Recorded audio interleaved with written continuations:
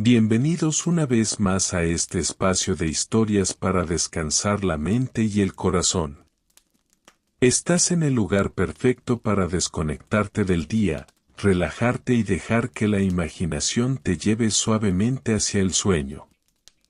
Antes de comenzar, te invito a suscribirte al canal y activar la campanita para que no te pierdas ninguno de nuestros cuentos para dormir. Y si disfrutas este tipo de historias tranquilas y envolventes, te agradecería mucho que dejaras tu like. Eso ayuda enormemente a que el canal siga creciendo y podamos traer más relatos para ti. Ahora sí, acomódate, respira profundo, baja las luces y permite que la historia de esta noche te acompañe hacia un descanso profundo. Había una vez, en un valle escondido entre montañas azules y neblina suave, un pequeño pueblo llamado Valdebruma. No aparecía en los mapas y casi nadie fuera del valle sabía de su existencia. Allí el tiempo parecía moverse más lento, como si incluso el viento caminara con pasos suaves para no perturbar la tranquilidad. En ese pueblo vivía Tomás, un joven carpintero que tenía una habilidad muy particular, podía escuchar historias en los objetos antiguos.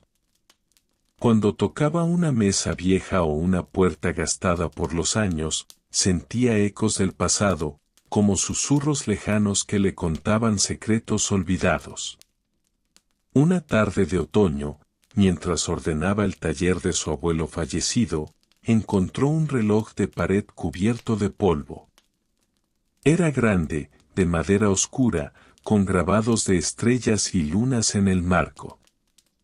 El péndulo estaba quieto. El reloj no funcionaba. Tomás lo limpió con cuidado y, al tocarlo, sintió algo diferente. No era un susurro común. Era como si el reloj estuviera, esperando. Esa noche decidió colgarlo en la pared de su habitación. Justo cuando el pueblo se sumía en el silencio, el reloj comenzó a latir. Tic, tac, tic, tac. Pero no marcaba la hora. Marcaba recuerdos. Con cada movimiento del péndulo, la habitación cambiaba sutilmente. Las paredes parecían respirar. El aire se volvía más tibio. Y frente a él comenzaron a formarse escenas como si fueran reflejos en agua tranquila. Vio a su abuelo joven, riendo mientras construía el mismo taller donde él trabajaba ahora. Vio a una mujer que no reconocía bailando bajo faroles antiguos. Vio el pueblo cubierto de nieve muchos años atrás, cuando las casas eran menos y los caminos eran de tierra. El reloj no mostraba el pasado de cualquiera. Mostraba lo que el corazón guardaba. Tomás entendió que aquel reloj no medía el tiempo, sino la memoria. Durante semanas, cada noche, el reloj le revelaba historias del valle. Historias de amores silenciosos, de promesas cumplidas, de despedidas bajo cielos rosados. Poco a poco, Tomás comenzó a comprender que su pueblo estaba lleno de relatos que nadie contaba, pero que seguían vivos en la madera, en las piedras, en el viento. Un día, el reloj dejó de latir. El silencio fue profundo, pero no triste. Tomás supo que ahora era su turno. Comenzó a tallar pequeñas cajas de madera y en cada una grababa escenas del pueblo, la plaza al amanecer, la panadería humeante en invierno, los niños corriendo entre hojas doradas. Y cuando alguien compraba una caja, al abrirla, sentía una paz inexplicable, como si una historia antigua lo abrazara. Con el tiempo, las cajas viajaron más allá del valle. Personas de lugares lejanos comenzaron a soñar con montañas azules y pueblos cubiertos de neblina. Y así, sin mapas ni anuncios, Valdebruma dejó de ser un secreto. Porque las historias, cuando se cuentan con el corazón, encuentran su propio camino. Y cada noche, cuando el viento sopla suave entre las montañas, algunos dicen que todavía puede escucharse un eco lejano. Tic, tac, tic, tac. No marcando el tiempo, sino recordándonos que cada vida es una historia esperando ser contada. La biblioteca bajo el lago. En el extremo más silencioso de un valle rodeado de montañas azuladas existía un lago tan quieto que parecía un espejo eterno. Los habitantes del cercano pueblo de Ardelia lo llamaban lago espejismo, porque al mirarlo durante demasiado tiempo uno tenía la sensación de que el agua devolvía algo más que el reflejo. Decían que nadie debía nadar hasta el centro. No por peligro, sino por misterio.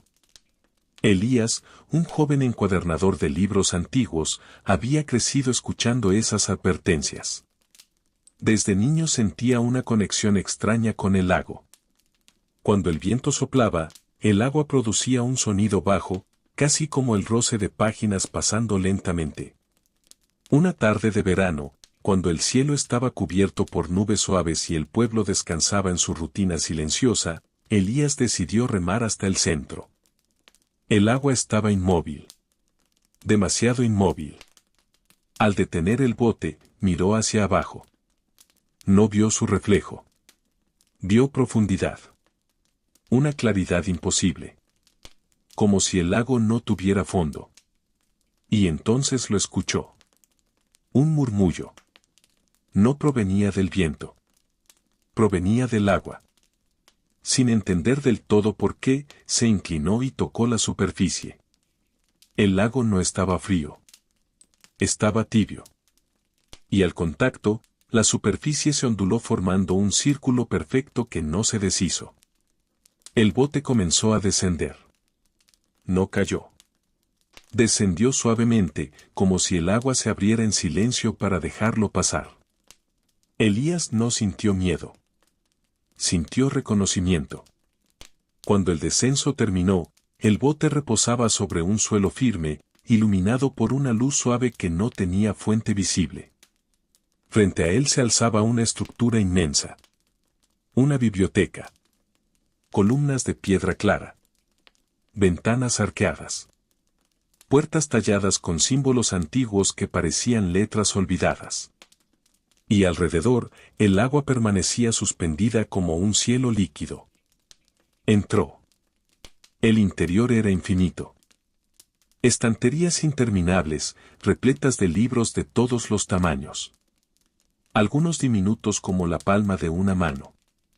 Otros enormes como mesas. No había polvo. No había abandono. Todo estaba intacto. Un susurro recorrió la sala. No era amenaza. Era bienvenida. Elías tomó el primer libro que encontró. No tenía título. Al abrirlo, vio su propio nombre escrito en la primera página. Retrocedió. Tomó otro. Una mujer del pueblo. Otro. Un pescador anciano. Comprendió entonces. Aquella no era una biblioteca común. Era la biblioteca de las vidas no vividas. Cada libro contenía la historia que una persona podría haber tenido si hubiese tomado decisiones distintas. Caminó lentamente entre los estantes. Vio libros que narraban viajes que jamás ocurrieron, confesiones que nunca se hicieron, talentos que quedaron ocultos por miedo. Cada volumen era una posibilidad. Cada página, un universo alternativo.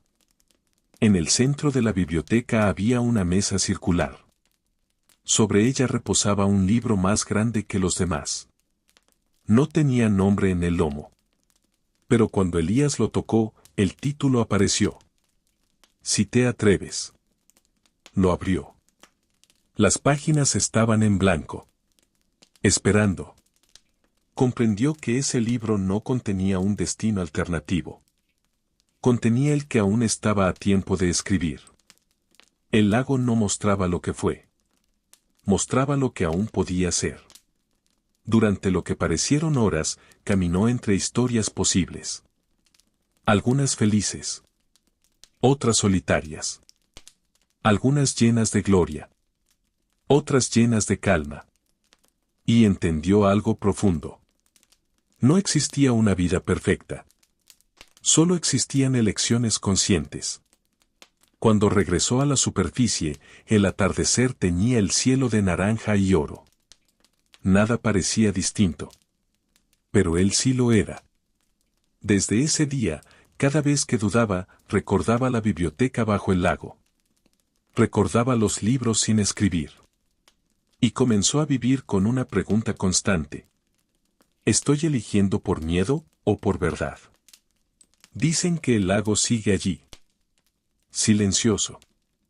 Esperando a quien esté listo para sumergirse no en el agua, sino en sus propias posibilidades. El faro que iluminaba los sueños. En una costa donde el mar golpeaba suavemente acantilados de piedra gris se erguía un faro antiguo, tan alto que parecía tocar las estrellas. No figuraba en los mapas marítimos. Y, sin embargo, cada noche su luz giraba. Lena era la única habitante del faro. Había heredado el oficio de su abuelo, quien siempre le decía que el faro no guiaba barcos. Guiaba algo más. Durante el día, el mar parecía normal. Gaviotas, espuma, horizonte infinito. Pero cuando caía la noche y la luz comenzaba a girar, Lena notaba algo extraño. Las personas del pequeño pueblo cercano dormían profundamente. Demasiado profundamente. Una madrugada decidió bajar al pueblo mientras el faro seguía funcionando solo. Las casas estaban en silencio absoluto. Entró a la primera vivienda. Las personas dormían, pero sus rostros no estaban en calma. Sonreían. Lloraban. Susurraban. Estaban soñando con una intensidad inusual. Al regresar al faro, comprendió. La luz no cruzaba solo el mar. Atravesaba las mentes. Subió hasta la cima y observó el mecanismo. En el centro de la lámpara había un cristal antiguo, tallado con símbolos que parecían constelaciones. Cuando colocó la mano sobre el cristal, vio imágenes. Sueños. El faro amplificaba los sueños más profundos de quienes dormían bajo su luz. No los creaba. Los revelaba. Pero había un problema. Si alguien soñaba con miedo, ese miedo se intensificaba. Si soñaba con esperanza, esa esperanza crecía. La luz no distinguía. Solo potenciaba. Lena pasó noches enteras observando cómo cambiaba el pueblo según los sueños colectivos. Cuando predominaba el temor, el día amanecía tenso. Cuando predominaba la ilusión, el día florecía. Comprendió que el faro era un espejo amplificador del interior humano. No podía apagarlo. Pero podía ajustar su enfoque. Aprendió a girar el cristal levemente, suavizando su intensidad. Y entonces comenzó a caminar por el pueblo antes del anochecer, contando historias de calma, de reconciliación, de valor. No imponía sueños. Sembraba pensamientos. Poco a poco, las noches comenzaron a llenarse de sueños luminosos. El pueblo prosperó. No por magia externa, sino porque aprendieron que lo que alimentaban en su interior era lo que el faro devolvería multiplicado. Y así el faro siguió iluminando. No el mar, sino el mundo invisible que cada persona lleva dentro cuando cierra los ojos. La montaña que susurraba estrellas. En el corazón de un territorio cubierto por bosques antiguos se elevaba una montaña tan alta que su cima permanecía oculta por nubes permanentes. La llamaban Orbet. Nadie subía. No por imposibilidad, sino porque quienes lo intentaban regresaban cambiados. Mara, una cartógrafa silenciosa y observadora, decidió escalarla no por fama, sino por curiosidad. La montaña no tenía senderos claros. Cada paso parecía reorganizar el terreno. Rocas que se movían ligeramente. Árboles que parecían inclinarse para observar. Al caer la noche del segundo día de ascenso, escuchó algo. No era viento. Era un murmullo suave, como voces lejanas. Miró al cielo. Las estrellas parecían más brillantes allí. Y entonces entendió. La montaña no susurraba palabras humanas. Susurraba historias de estrellas. Cada roca contenía polvo antiguo del universo. Cada grieta vibraba con memorias cósmicas.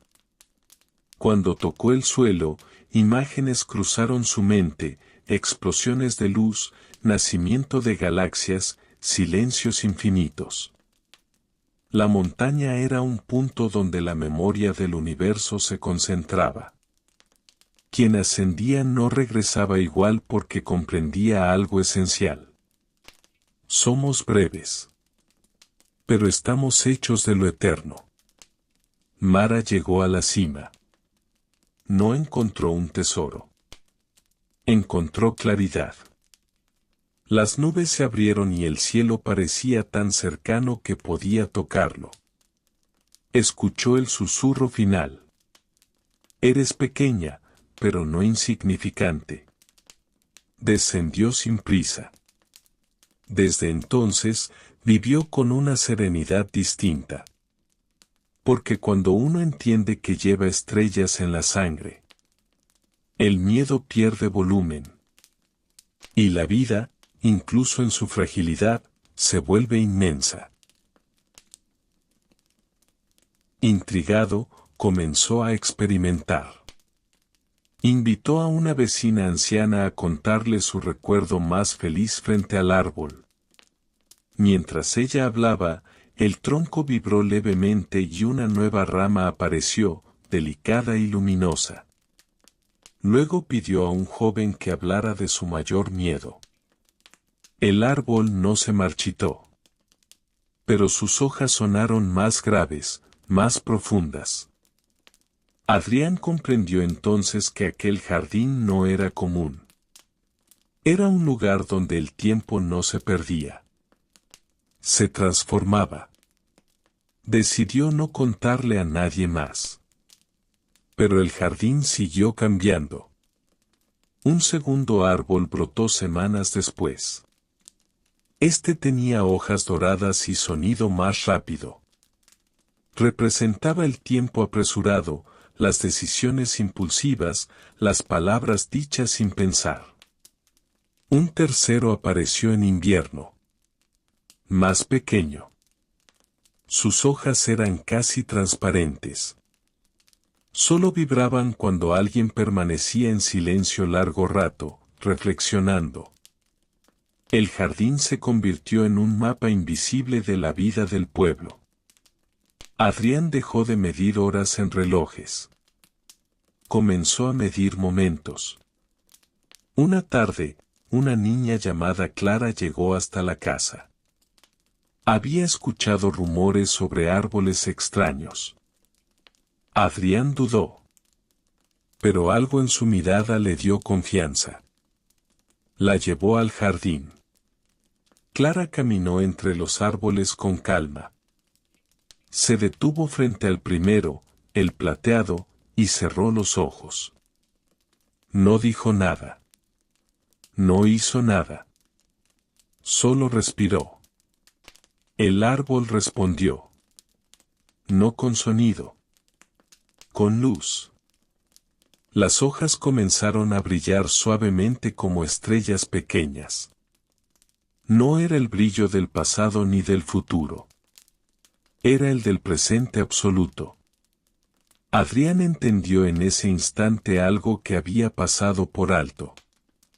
Los árboles no solo guardaban el tiempo vivido. También reaccionaban cuando alguien estaba completamente en el ahora. Sin nostalgia. Sin ansiedad. Sin prisa.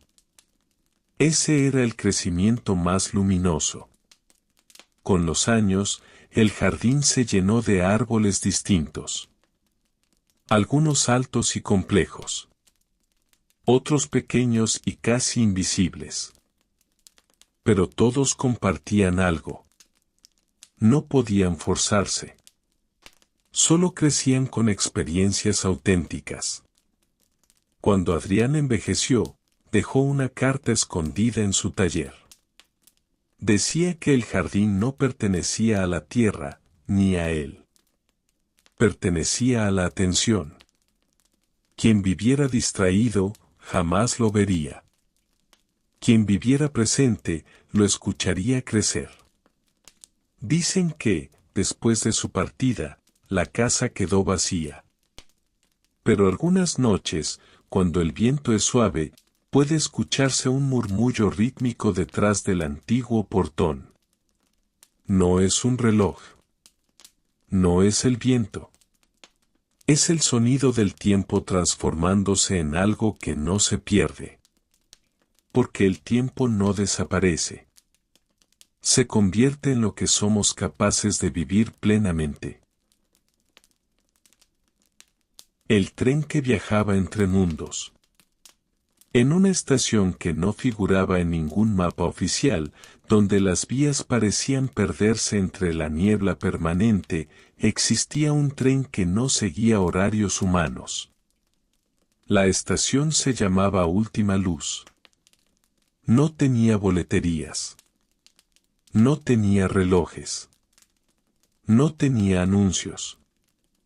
Solo un banco de madera, un farol antiguo que jamás se apagaba y un cartel desgastado que decía: salida cuando estés listo. Durante años, las personas pasaban por allí sin verla. La estación solo aparecía ante quienes atravesaban un momento de quiebre.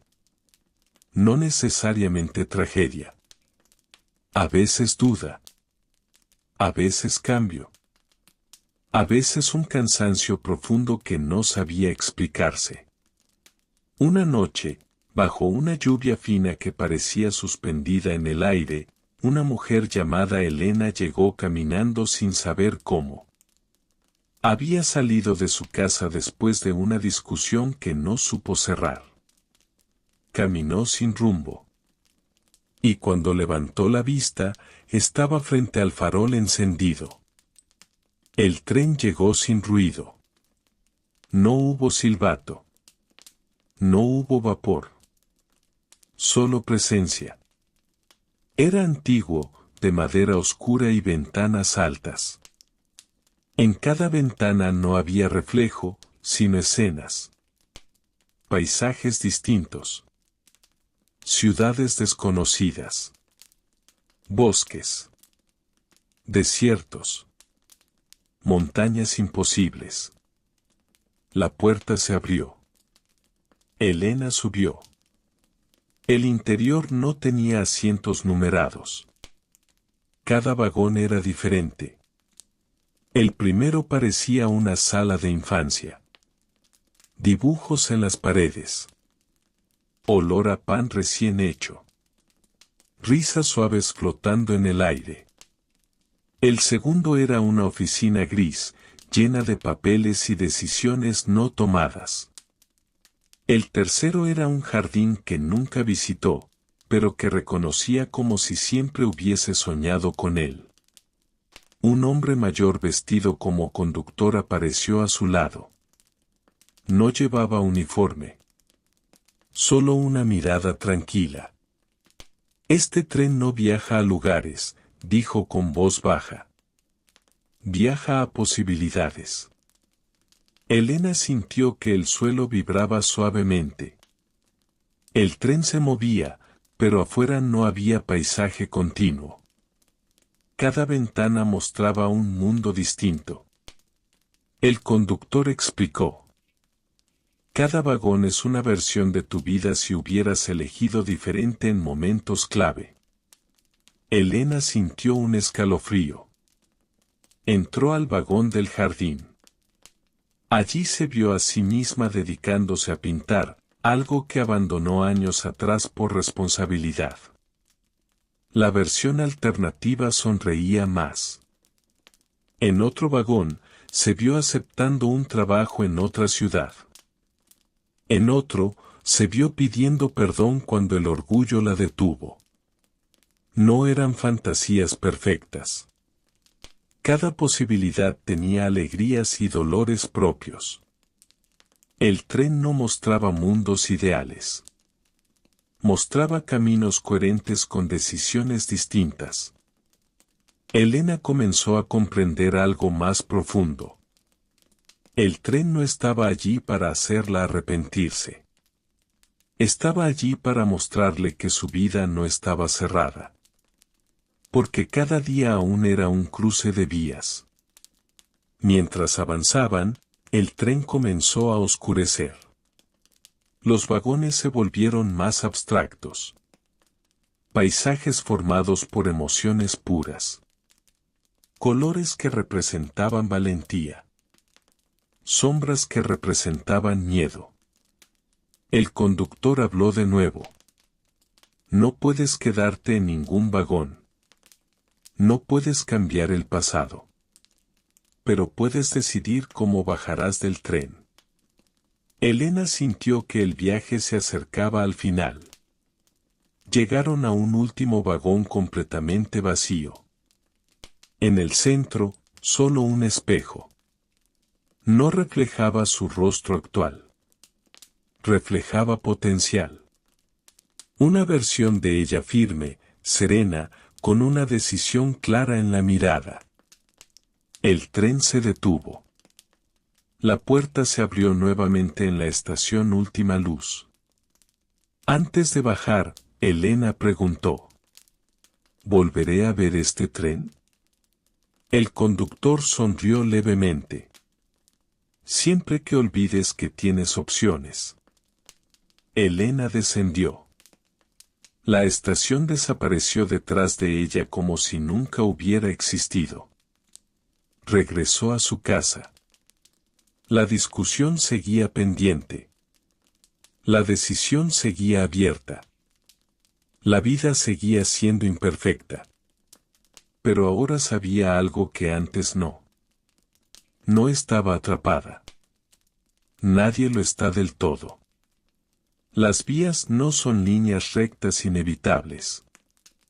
Son redes invisibles que se activan cuando uno decide con conciencia. Dicen que el tren sigue llegando cada noche. No para llevar personas lejos, sino para recordarles que incluso en medio del caos, siempre existe más de un camino. Y que la estación aparece justo cuando uno está listo para dejar de huir y empezar a elegir. La ciudad construida sobre un recuerdo. En algún punto entre el olvido y la memoria existía una ciudad que no aparecía en los mapas, pero tampoco estaba completamente escondida. Se llamaba Lirael. No tenía murallas.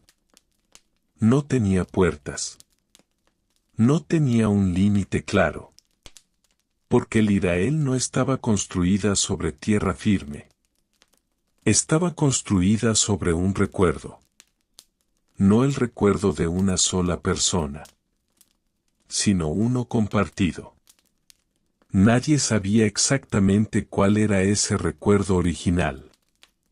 Algunos decían que era el recuerdo de una despedida. Otros, de un amor que cambió el curso de muchas vidas.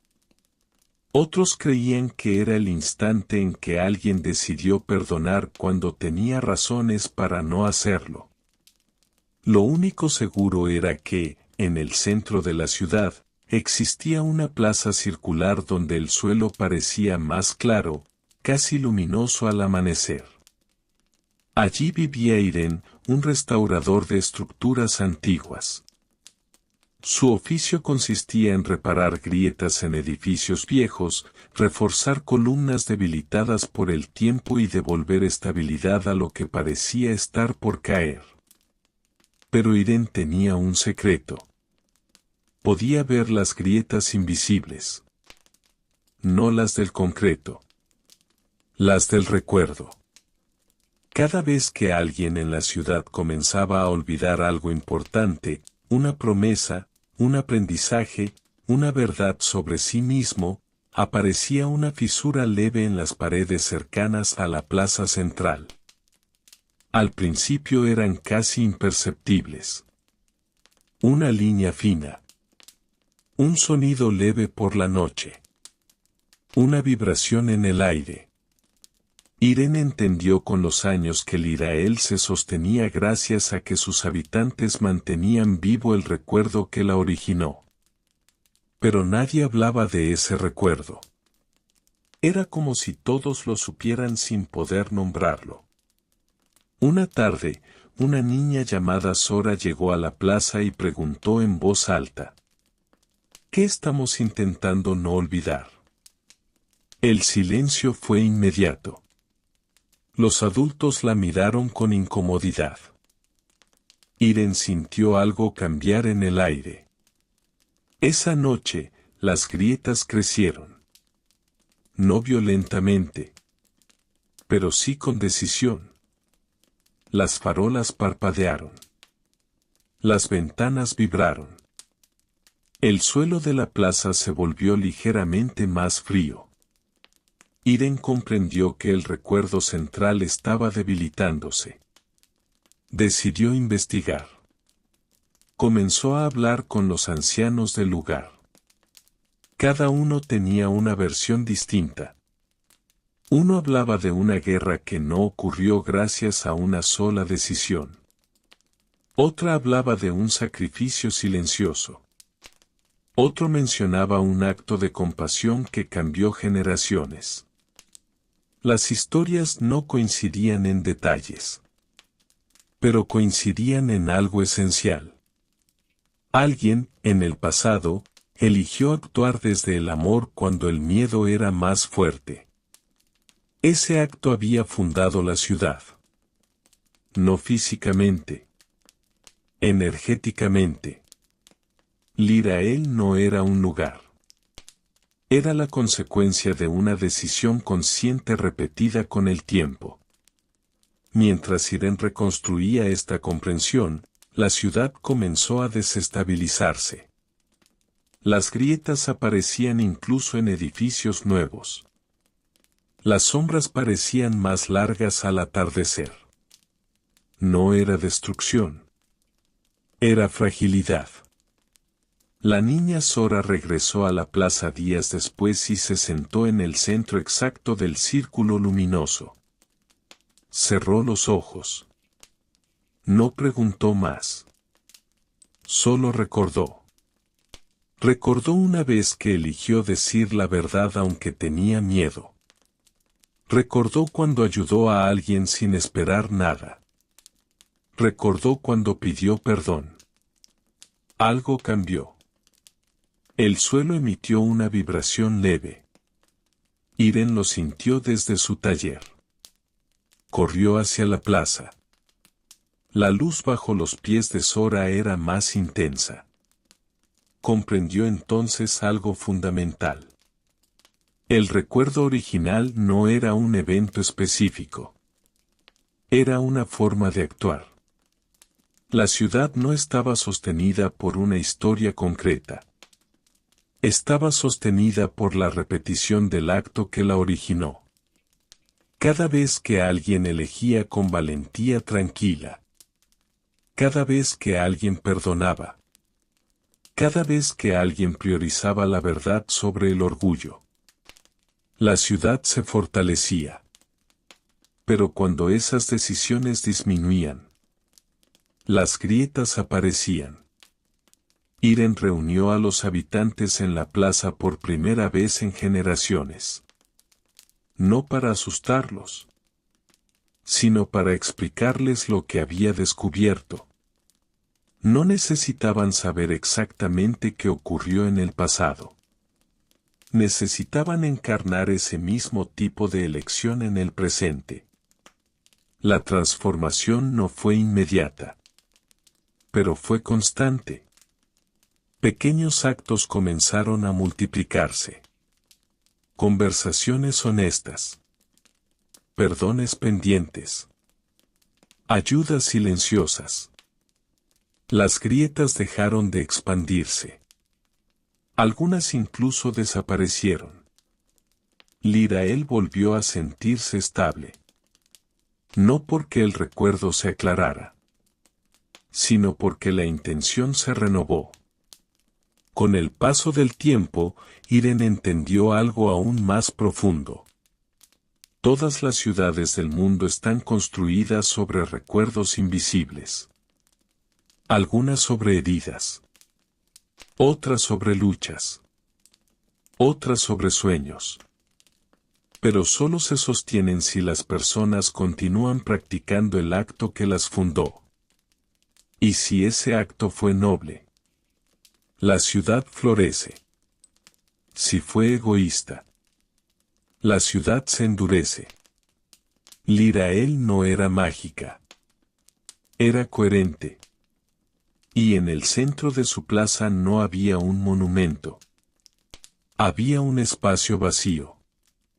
Un espacio que recordaba, silenciosamente, que cada generación tiene la responsabilidad de volver a elegir. Porque los lugares no se sostienen por piedra. Se sostienen por decisiones. Y quizá, en algún rincón del mundo que aún no has visto, exista una ciudad que depende exactamente de lo que tú decidas hacer mañana. El hombre que aprendió a escuchar el silencio.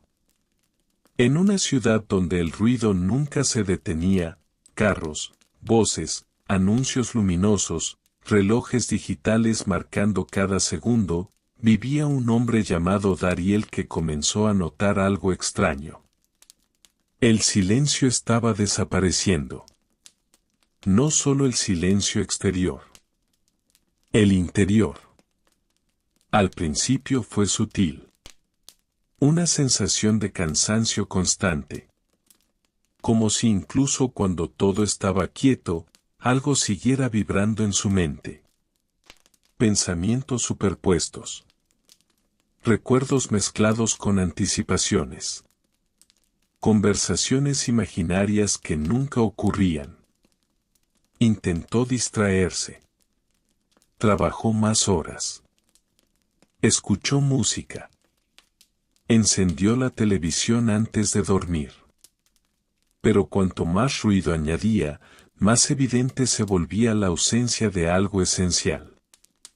Una noche, tras un apagón inesperado que dejó a toda la ciudad sin electricidad, ocurrió algo que no pasaba desde hacía décadas. Silencio real. No motores. No pantallas. No zumbidos eléctricos. Solo respiraciones lejanas y el viento rozando los edificios. Dariel sintió algo casi físico en el pecho. Incomodidad. El silencio no era suave. Era inmenso. Esa noche no durmió. Se sentó junto a la ventana abierta, observando una ciudad oscura que parecía irreconocible. Y en medio de esa quietud, escuchó algo. No provenía de afuera. Provenía de dentro. Un murmullo profundo, como una voz que no usaba palabras. No era pensamiento. No era emoción. Era presencia. Cuando la electricidad regresó al amanecer, el ruido volvió como una avalancha. Pero Dariel ya había sentido algo diferente. Algo que no podía ignorar. Comenzó a buscar espacios sin sonido. Parques temprano por la mañana. Escaleras de edificios vacíos. Bibliotecas olvidadas. Pero el silencio auténtico seguía siendo escurridizo. Hasta que encontró un mapa antiguo en una librería de segunda mano. No mostraba calles modernas. Mostraba senderos que cruzaban montañas fuera de la ciudad. En el margen había una frase escrita a mano. Donde el ruido termina, comienza lo que eres. Sin pensarlo demasiado, tomó un tren hacia las montañas ese mismo fin de semana. El ascenso fue largo. El sendero no estaba señalizado. El aire se volvía más delgado, más frío, más puro. Tras horas de caminata, llegó a una meseta rodeada de roca. No había árboles. No había animales visibles. Solo cielo. Y una cabaña pequeña, de madera oscura. Una mujer anciana estaba sentada afuera, como si lo hubiera estado esperando desde siempre. No preguntó quién era. No preguntó qué buscaba.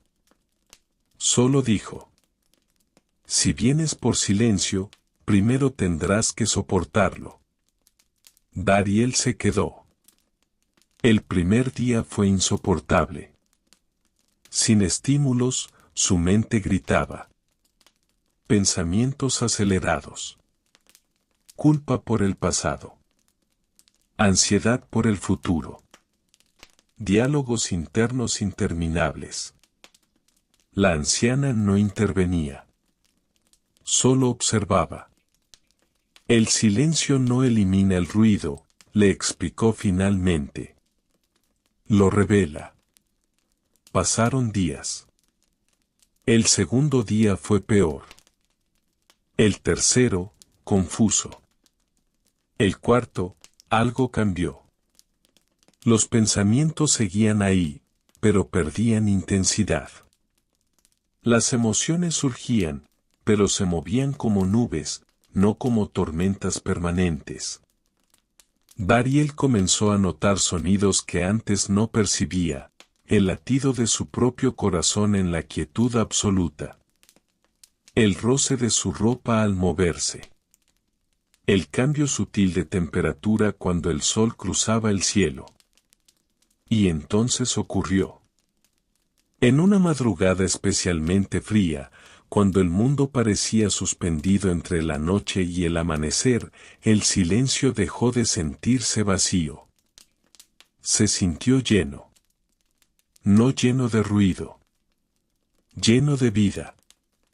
Como si debajo de cada sonido existiera una base constante e inmóvil que nunca se alteraba. Dariel comprendió algo que no podía explicarse con lógica. El silencio no era ausencia. Era origen. Todo sonido emergía de él y regresaba a él. Toda emoción surgía y se disolvía en algo más amplio. Incluso su identidad, sus miedos, sus logros, su historia, parecía flotar sobre una base más profunda que no cambiaba. Pasó semanas en la montaña. No porque huyera del mundo, sino porque estaba aprendiendo a escuchar algo que siempre había estado allí. Cuando regresó a la ciudad, el ruido seguía igual. Nada externo había cambiado. Pero él sí. Ahora, en medio del tráfico, podía sentir la quietud debajo del sonido. En medio de una discusión, podía escuchar el espacio entre las palabras. En medio de su propia ansiedad, podía notar el fondo inmóvil que no se alteraba. Las personas comenzaron a notar algo distinto en él. No hablaba más. No predicaba. No imponía. Pero su presencia tenía una calma contagiosa. Un día, alguien le preguntó: ¿qué encontraste en la montaña? Dariel respondió con suavidad: nada nuevo. Solo lo que siempre estuvo ahí. Con el tiempo comprendió que el verdadero aprendizaje no fue escapar al silencio absoluto, sino descubrir que ese silencio es constante, incluso cuando el mundo parece ensordecedor. Porque el ruido va y viene. Las circunstancias cambian.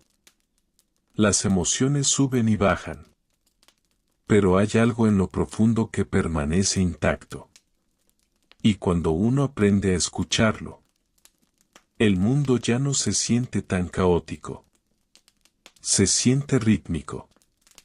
Como una canción que descansa sobre una nota eterna que nunca deja de sonar. Y quizás, mientras escuchas esta historia, si haces una pausa breve y respiras sin buscar nada, puedas percibirlo también. Ese fondo tranquilo. Ese espacio amplio.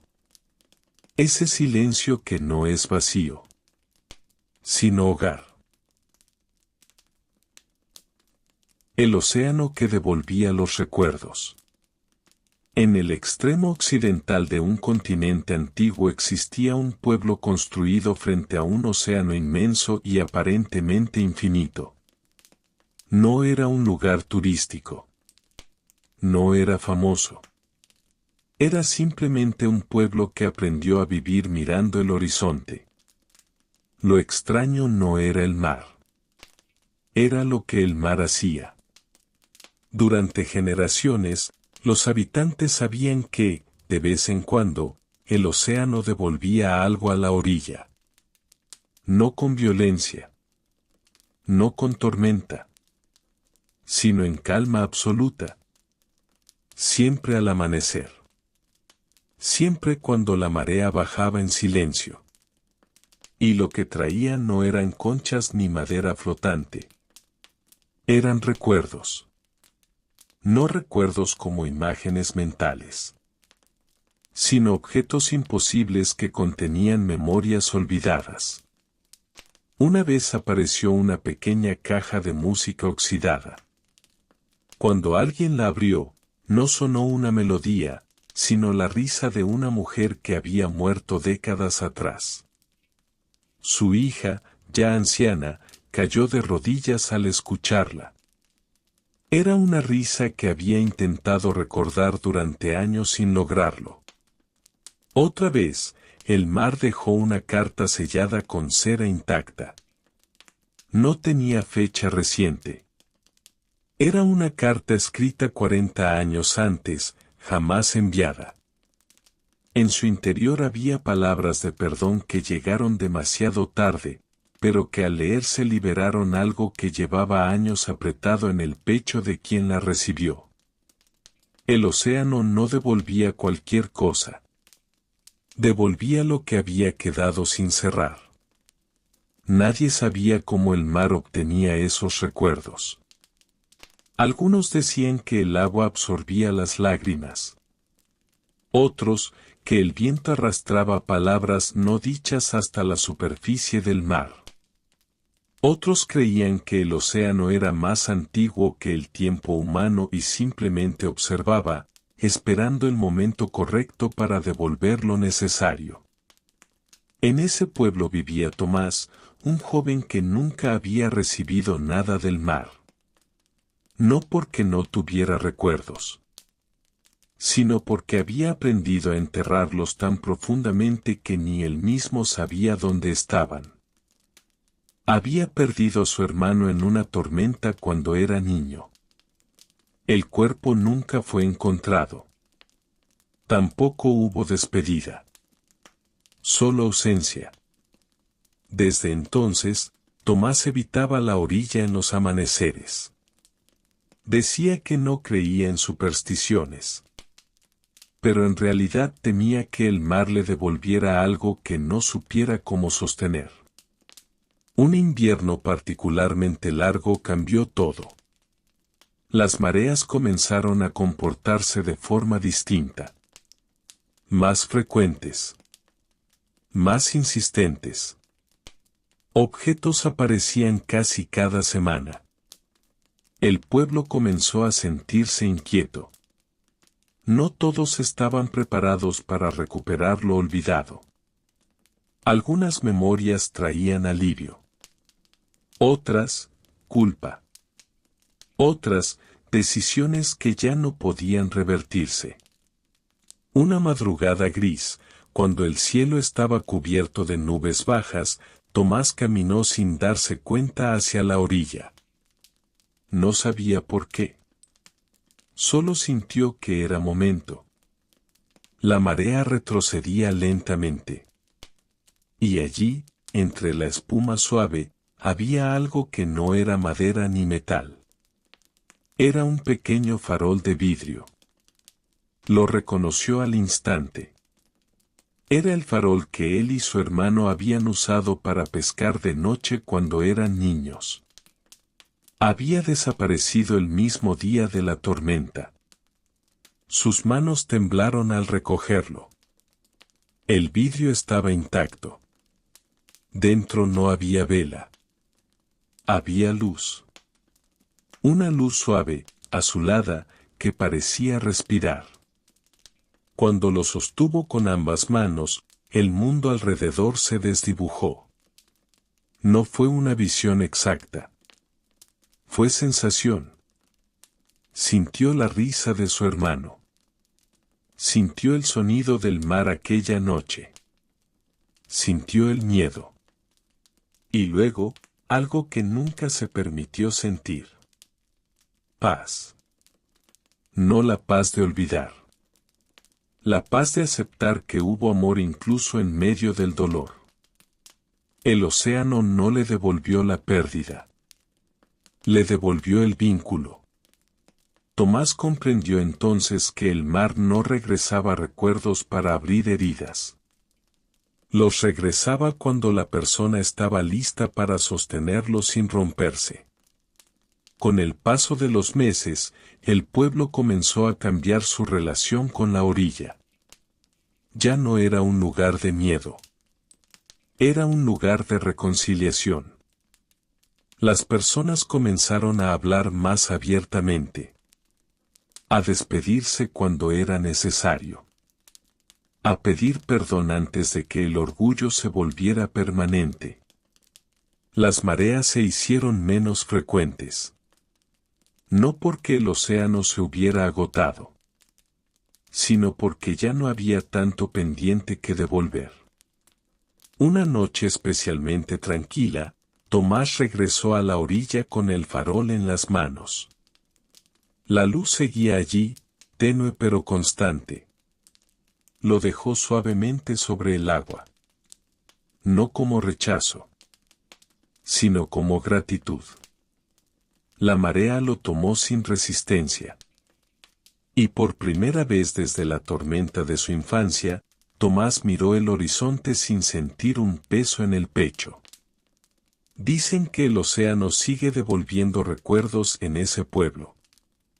Pero solo a quienes están listos. Porque olvidar no es siempre el problema. A veces el problema es intentar vivir sin integrar lo que fue. Y el mar, paciente y profundo, entiende algo que los humanos tardan años en aceptar. Nada que haya sido amado desaparece por completo. A veces solo necesita volver a la orilla. Para ser mirado sin miedo. El reino donde las sombras tenían nombre. Mucho antes de que los mapas dividieran el mundo en fronteras y banderas, existió un reino llamado el Arien. Era un reino próspero, construido entre montañas altas y valles fértiles. Sus habitantes no conocían la guerra desde hacía generaciones. Las cosechas eran abundantes, los inviernos suaves, y el cielo parecía permanecer despejado incluso cuando otras tierras sufrían tormentas. Pero el Arien tenía una particularidad que ningún viajero olvidaba. Allí, las sombras no eran simples ausencia de luz. Tenían forma propia. Y nombre. Cada persona nacía acompañada por una sombra ligeramente distinta a las demás. No era un reflejo exacto del cuerpo. A veces era más alta. A veces más pequeña. A veces parecía moverse un segundo después del movimiento real. Los niños aprendían temprano que su sombra no debía ignorarse. Porque en el Arien se creía que la sombra contenía todo lo que uno intentaba esconder. Los miedos no confesados. Los deseos reprimidos. La ira contenida. La ambición negada. Mientras una persona viviera en coherencia, su sombra permanecía tranquila, siguiendo cada paso con suavidad. Pero si alguien mentía de forma persistente, si traicionaba su propia verdad o dañaba a otro sin reconocerlo, la sombra comenzaba a separarse. Primero era sutil. Un retraso leve. Un movimiento autónomo. Luego, más evidente. Susurros durante la noche. Figuras que no coincidían con la postura del cuerpo. En casos extremos, la sombra se desprendía completamente y caminaba sola bajo la luna. Y cuando eso ocurría, algo en el interior de la persona se quebraba. Durante siglos, los habitantes aprendieron a dialogar con su sombra. Existían rituales nocturnos donde las personas se sentaban frente a una vela y hablaban en voz alta sobre sus pensamientos más oscuros. No para castigarse, sino para integrar. El reino floreció gracias a esa práctica silenciosa de honestidad interna. Hasta que nació Cael. Cael era hijo del consejero real. Inteligente, ambicioso, carismático. Desde pequeño destacaba en todo lo que hacía. Pero tenía una característica que inquietaba a los ancianos del reino. Su sombra era demasiado silenciosa. No se movía diferente. No vibraba. No reaccionaba. Era perfectamente obediente. Lo que al principio parecía una virtud, con el tiempo reveló algo distinto. Cael no dialogaba con su sombra. La ignoraba. Creció acumulando pequeños actos de manipulación, pequeñas mentiras estratégicas, pequeñas traiciones que justificaba como necesarias para un futuro mejor. Su sombra no protestaba. Pero comenzó a oscurecerse. Una noche, durante el Festival de las Luminarias, cuando todo el reino celebraba bajo faroles flotantes, ocurrió lo impensable. La sombra de Cael no solo se separó. Se levantó. Tomó forma tridimensional. Y habló. No con palabras audibles para todos, pero sí con una vibración que atravesó el aire. Las demás sombras del reino comenzaron a reaccionar. Algunas temblaron. Otras se estiraron hacia la figura oscura que emergía junto a Cael. El cielo, hasta entonces despejado, se cubrió de nubes densas. La sombra no era malvada en esencia. Era acumulación. Todo lo no reconocido había tomado densidad suficiente para existir por sí mismo. Cael cayó de rodillas. Intentó negarla. Intentó ordenarle que regresara. Pero la sombra no obedecía. Se movía con independencia, recorriendo las calles, tocando las paredes, extendiéndose como tinta en agua. Los habitantes comprendieron algo aterrador. Si la sombra de Cael se volvía completamente autónoma, podría arrastrar consigo las sombras no integradas de todos los demás. El reino entero podía fragmentarse. La reina, anciana y serena, convocó al consejo en medio del caos. No se combate una sombra, dijo con calma. Se reconoce. Buscaron a Cael. Lo encontraron encerrado en la torre más alta, intentando mantenerse bajo luz constante. Pero la luz no resolvía nada. La sombra seguía existiendo.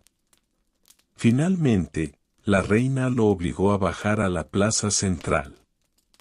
Allí, frente a todo el reino, le pidió algo que ningún heredero había hecho antes.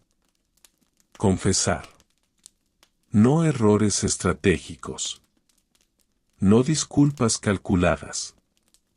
Verdad. Kael resistió. Su orgullo era inmenso. Pero cuando vio que la sombra comenzaba a tocar las sombras de los niños, deformándolas levemente, comprendió que no era solo su batalla. Comenzó a hablar. Al principio con dificultad. Luego con temblor. Después con lágrimas. Confesó su miedo a ser insignificante. Su necesidad obsesiva de control. Su resentimiento hacia expectativas que nunca eligió. Cada palabra era como un peso que caía al suelo. Y con cada confesión sincera, la sombra retrocedía un poco. No desaparecía. Se acercaba. Cuando Kael finalmente dijo en voz alta aquello que más había evitado, que temía no ser digno de amor sin demostrar poder, la sombra se detuvo frente a él. No atacó. No huyó. Se fusionó. No como castigo. Como reintegración. El cielo se despejó lentamente. Las sombras del reino volvieron a sus lugares naturales. Pero algo cambió para siempre en el Arien. Desde entonces, ya no se esperó a que las sombras se separaran para hablar con ellas. Se instauró una práctica pública anual donde cada ciudadano compartía algo que había intentado ocultar incluso de sí mismo. No como espectáculo. Como higiene interior. Porque comprendieron que la oscuridad no reconocida es la única que crece fuera de control. Y que las sombras no son enemigas. Son partes esperando ser escuchadas. Dicen que el Arien nunca volvió a enfrentar una separación tan grande. No porque sus habitantes fueran perfectos, sino porque entendieron que el equilibrio no consiste en eliminar la oscuridad, sino en mirarla sin huir. Y si alguna vez, al caer la noche, notas que tu sombra parece más larga de lo normal, tal vez no sea la luz. Tal vez sea algo en ti pidiendo ser nombrado. La civilización que vivía dentro de un corazón. En un lugar que no figuraba en ningún cielo ni en ningún mapa terrestre, existía un mundo llamado Arqué. Tenía océanos amplios, bosques que respiraban niebla azul al amanecer y ciudades construidas con piedra clara que reflejaba la luz de dos lunas pequeñas. Sus habitantes crecían, trabajaban, soñaban, discutían, amaban y morían como cualquier otra civilización. Pero había algo peculiar en Arqué. El suelo vibraba. No como un terremoto. No como un temblor peligroso. Era un pulso. Constante. Rítmico. Profundo. Los habitantes lo llamaban el gran latido. Nadie sabía exactamente qué era. Algunos creían que era el núcleo del mundo. Otros, que era una energía invisible que sostenía la realidad misma. Desde niños aprendían a dormir acompañados por ese ritmo, como si fuera parte natural del paisaje. Latido. Silencio. Latido. Silencio. El problema comenzó cuando el pulso cambió. No se detuvo. Pero perdió regularidad. Un latido más lento. Luego uno acelerado. Después una pausa más larga de lo habitual. Las mareas comenzaron a comportarse de manera extraña. Los animales se inquietaban antes de cada irregularidad. Las personas sentían una ansiedad inexplicable justo antes de cada alteración del ritmo. En la ciudad central vivía Lior, una estudiosa de vibraciones y estructuras invisibles. Desde joven había sentido fascinación por el gran latido. Mientras otros lo aceptaban sin cuestionarlo, ella intentaba medirlo, comprenderlo, descifrarlo. Cuando el ritmo cambió, fue la primera en notar un patrón. No era aleatorio. Era reactivo. El pulso parecía intensificarse cuando la población experimentaba emociones colectivas intensas. Durante celebraciones masivas, el latido se volvía fuerte y estable. Durante periodos de conflicto o miedo generalizado, se volvía irregular. Lior presentó su teoría ante el consejo. El mundo no nos sostiene sin reaccionar. Está conectado a nosotros. Muchos la consideraron alarmista. Pero ella siguió investigando. Construyó un instrumento capaz de amplificar la vibración del suelo. Pasaba noches enteras escuchando el pulso con los ojos cerrados, como si intentara oír algo más allá del sonido físico. Una noche, ocurrió lo impensable. El latido se detuvo. No por segundos. Por un intervalo largo y aterrador. El cielo perdió color. El aire se volvió pesado. Las personas sintieron un vacío que no era físico, sino existencial. Cuando el pulso regresó, lo hizo con una fuerza que derribó algunas estructuras antiguas. El consejo ya no pudo ignorar la situación. Lior pidió permiso para explorar el origen del pulso. Según sus cálculos, provenía de una región remota más allá de las montañas del sur, donde nadie había viajado en generaciones. La expedición fue larga. Atravesaron bosques que parecían inclinarse hacia el suelo antes de cada latido. Cruzaron llanuras donde el polvo se elevaba suavemente con cada vibración.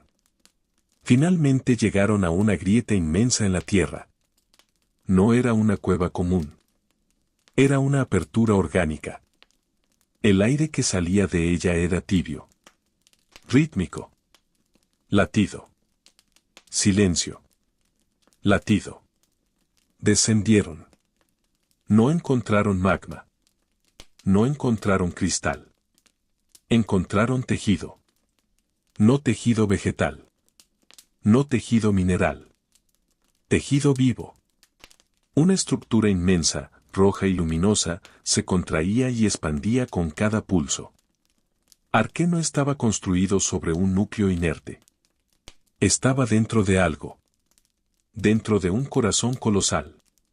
Un corazón que no pertenecía a ningún ser visible en su mundo. Lior comprendió con una mezcla de asombro y terror. Su civilización vivía dentro de un organismo gigantesco. El gran latido no era metáfora. Era literal. El mundo entero era una cavidad interna sostenida por ese corazón. Y el corazón reaccionaba. No solo físicamente. Emocionalmente. Cuando la población vivía en armonía, el pulso era estable. Cuando predominaba el miedo, la ira o la división, el latido se alteraba. No era castigo. Era conexión. Arqué no estaba separado del ser que lo contenía. Formaba parte de él. La revelación fue difícil de aceptar. Muchos negaron la evidencia. Otros cayeron en pánico, sintiéndose diminutos dentro de una entidad incomprensible. Pero Lior entendió algo más profundo. Si vivían dentro de un corazón, entonces también eran parte del sistema que lo afectaba. No eran pasajeros. Eran células. Cada pensamiento colectivo. Cada emoción compartida. Cada acto de compasión o violencia. Todo contribuía al estado de latido. El verdadero peligro no era que el corazón fallara por sí mismo. Era que la civilización olvidara su influencia sobre él. Con el tiempo, el conocimiento se expandió. No se convirtió en religión. Se convirtió en responsabilidad. Las decisiones públicas comenzaron a considerar no solo beneficio inmediato, sino impacto vibracional colectivo. Las disputas se resolvían con mayor conciencia. No por moral impuesta, sino por supervivencia compartida.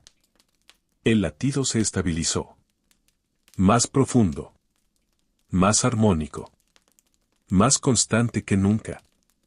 Años después, Lior volvió sola a la grieta y apoyó la mano sobre el tejido luminoso. Sintió algo inesperado. No solo vibración. Respuesta. Una sensación leve, como si el corazón también percibiera su presencia. En ese instante comprendió la última pieza del misterio. No vivían dentro de un corazón ajeno. Vivían dentro de algo que también dependía de ellos. Era una relación. No contención unilateral. Arqué no era insignificante. Era indispensable. Y quizás, en algún nivel que todavía no podemos ver, nuestro propio mundo también lata dentro de algo más grande. Y quizás nuestras emociones colectivas influyan más de lo que creemos. Porque tal vez no habitamos un universo muerto. Tal vez habitamos un organismo. Y cada pensamiento, cada acto, cada intención, es parte del pulso que sostiene todo. Latido. Silencio. Latido. Si quieres, el siguiente puede ser aún más vasto.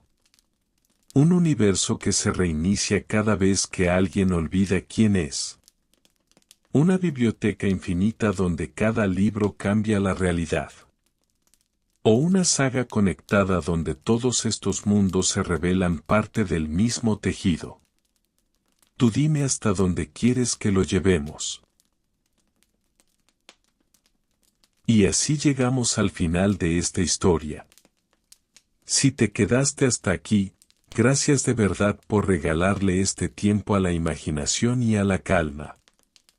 Ojalá este cuento te haya acompañado, te haya hecho viajar lejos, o simplemente te haya dado un momento de tranquilidad. Si te gustó, no olvides dejar tu like. Ese pequeño gesto ayuda muchísimo a que el canal siga creciendo y a que más personas puedan encontrar estas historias. Y si todavía no estás suscrito, te invito a suscribirte y activar la campanita para no perderte los próximos cuentos largos que vienen. Cada semana seguimos explorando nuevos mundos, nuevas ideas y nuevas historias para escuchar antes de dormir. Gracias por estar aquí. Descansa, sueña bonito. Y nos vemos en el próximo viaje.